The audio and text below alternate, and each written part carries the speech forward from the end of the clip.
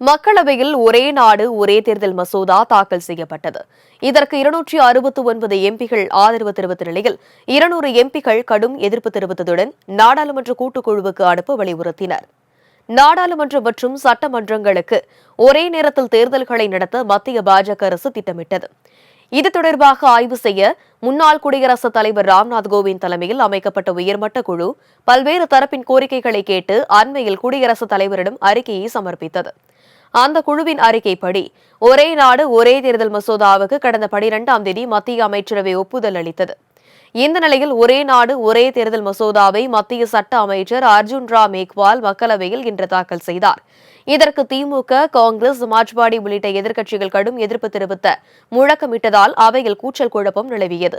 இதையடுத்து மசோதா மீதான விவாதத்தில் பேசிய திமுக எம்பி TR பாலு ஒரே நாடு ஒரே தேர்தல் கூட்டாட்சிக்கு எதிரானது என கூறினார். மேலும் மத்திய அரசுக்கு பெரும்பான்மை இல்லாத போது இந்த மசோதாவை எப்படி அனுமதிக்க முடியும் என கேள்வி எழுப்பியதுடன் கூட்டுக்குழு விசாரணைக்கு அனுப்ப வலியுறுத்தினார். Sir, I want to know, sir, how could you allow this bill? Allow this? मैं आपको मौका दूंगा, आपका नोटिस में दूंगा, आपको मौका बैठिए. Sir, when the government is not having two-third majority, how could you allow this piece of legislation in this house? I want to know, sir. It needs two-third majority. Baluji, please. Yes, sir.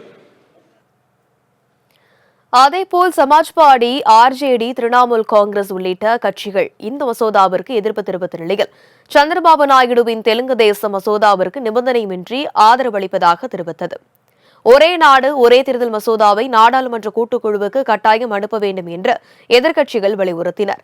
அப்போது பேசிய மத்திய உள்துறை அமைச்சர் அமித் ஷா மசோதாவை கூட்டுக்குழு விசாரணைக்கு அனுப்ப பரிசீலிக்கப்படும் என்றார். जब ये संविधान सुधार का विधेयक संवैधानिक संशोधन जब कैबिनेट में चर्चा में आया तब प्रधानमंत्री जी ने स्वयं मंशा व्यक्त करी थी कि इसको जेपीसी को देना चाहिए. इस पर विस्तृत चर्चा सभी स्तर पर होनी चाहिए. இதைத் தொடர்ந்து ஒரே நாடு ஒரே தேர்தல் மசோதா தொடர்பாக மக்களவையில் வாக்கெடுப்பு நடந்தது. அதில் 269 எம்பிகள் ஆதரவாகவும் 198 எம்பிகள் எதிர்ப்பும் தெரிவித்தனர்.